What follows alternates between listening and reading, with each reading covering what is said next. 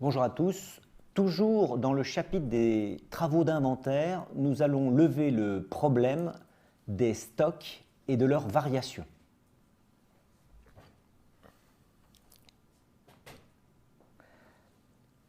Rappelons-nous du compte de résultats que nous avions vu auparavant, qui confronte toujours les charges qui sont consommées dans l'année contre des productions qui ont été vendues, fabriquées, vendues dans l'année. Autrement dit, c'est la finalité comptable. On ne doit y laisser que les charges consommées dans l'année et la production vendue de l'année. C'est la seule manière d'avoir un bénéfice ou une perte totalement fiable.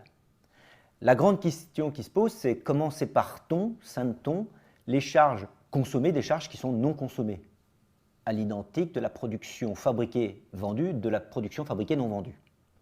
Eh bien, c'est simple.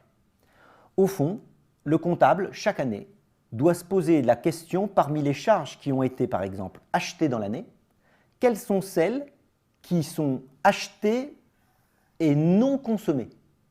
Cette partie-là doit être éliminée de nos charges et doivent basculer dans le compte des approvisionnements pour tout ce qui concerne, je dirais, les charges d'appro.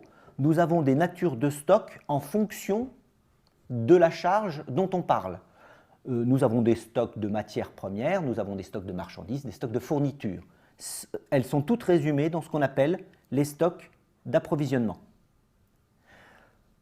Alors, évidemment, vous allez me dire, mais qui fait l'inventaire, etc. Théoriquement, le client ou le comptable, selon le degré de mission qu'il a, doit faire un inventaire pour évaluer le stock qu'il y a à la fin de l'année. C'est la nature du stock qu'il y a à la fin de l'année par rapport souvent au stock de début d'année qui va nous donner la variation annuelle à chaque fois. Le stock pourra baisser ou augmenter et on saura par différence et par rapport aux achats de l'année quelle est la partie consommée de la partie non consommée. Côté production, même débat. Vous avez donc une production qui a été fabriquée dans l'année à partir des charges, j'ai envie de dire, consommées, parce que ce sont bien les charges consommées qui nous permettent de fabriquer les produits fabriqués de l'année. Les charges non consommées ne nous ont pas servi à fabriquer les produits finis, elles partent en stock. Par contre, maintenant, nous avons des produits fabriqués. Quels sont ceux qui sont vendus de ceux qui restent encore en entreprise? La comptabilité ne veut que la partie vendue. Par contre, la production non vendue doit faire le même chemin, elle doit partir en stock et on a une ligne spécifique pour cela, c'est ce qu'on appelle les stocks de produits finis. Bien sûr, il y a autant de stocks de produits qu'il y a de degrés de fabrication dans l'entreprise. C'est pour ça que nous avons des produits semi-finis, nous avons même des produits en cours, c'est-à-dire ce n'est plus de la matière première, ce n'est pas encore un produit fini, c'est un semi-fini. Et nous avons même des stades totalement avancés de production, c'est-à-dire les produits purement finis. Le problème, c'est que là, nous avons vu un sens. Nous avons vu le sens des charges non consommées vers les stocks. Attention, nous pouvons voir le retour arriver. Il peut tout à fait y avoir eu des charges de l'année consommées dans l'année, et il est possible que pour faire la production de l'année, nous n'en ayons pas eu assez. Autrement dit là, dans ces cas-là, il peut y avoir un flux inverse, c'est-à-dire que les stocks vont venir alimenter des charges, mais de l'année dernière, qui ont été stockées entre les deux années. C'est-à-dire que là, vous avez consommé un volume de charge X, eh bien vous n'en avez pas eu assez, vous avez été épuisé une partie ou la totalité de votre volume de stock. Dans ces cas-là, vous gonflez le volume de charge. Côté produit, c'est pareil. Après tout, vous pouvez avoir eu une production fabriquée et vendue dans l'année et avoir eu un carnet de commandes encore un peu plus plein.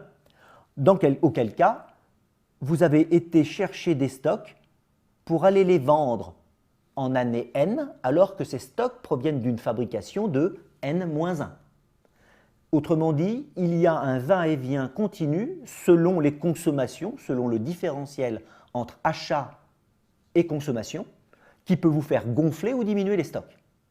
Évidemment, en comptabilité, nous avons un outil parfait pour cela que l'on appelle, côté stock d'approvisionnement, c'est un nom assez commun, classique, Je vous accorde, on aurait pu trouver un peu mieux pour le rendre un peu plus séduisant, mais c'est la variation de stock.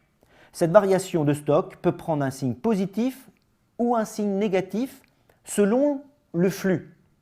C'est-à-dire, est-ce que le stock a plus ou moins diminué entre 2 années ou a-t-il gonflé entre 2 années?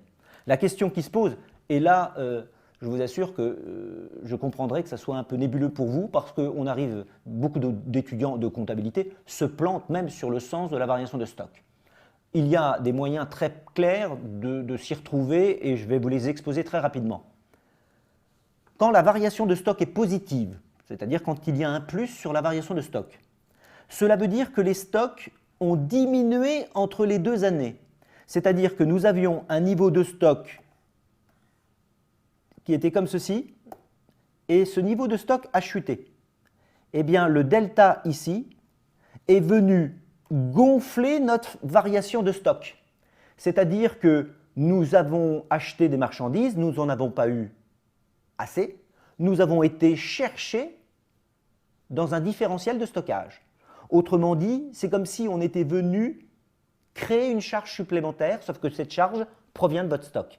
C'est une variation de stock positive. Quand elle est négative, c'est l'inverse. C'est quand votre stock de départ était ici et qu'à la fin de l'année, il a augmenté. Vous avez un stock initial, un stock final là-haut. Ça veut dire qu'au fond, eh bien, vous avez trop acheté. En règle générale, c'est très mauvais signe en comptabilité. Ça veut dire que vous êtes parti d'un niveau de stock, vous avez acheté et vous vous êtes aperçu qu'au fond, vous n'avez pas épuisé le volume de l'année acheté. Autrement dit, vous finissez avec un stock final supérieur, plus élevé. Auquel cas, les stocks ont augmenté entre les 2 années, c'est-à-dire que votre variation de stock est négative pour retirer des charges du volume de ce que vous avez acheté. Vous avez acheté de trop, il faut que ça chute. Attention, la variation de stock agit sur le bénéfice, parce que quand vous retirez des charges, produit moins charge étant égal au bénéfice, vous faites gonfler votre bénéfice. Dans cette solution-là, le bénéfice monte.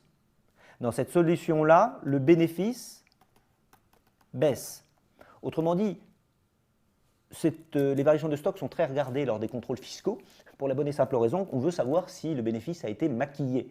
Et on peut le maquiller par les stocks. Il suffit de tricher sur la variation, de faire croire qu'on a plus de stock qu'on en a réellement ou moins. Je ne suis pas là pour vous montrer des tricheries, mais pour bien vous montrer qu'on peut avoir une incidence comptable sur de la création de bénéfices ou de la destruction de bénéfices. Tout dépend si on veut se distribuer des dividendes ou si on a une politique de défiscalisation.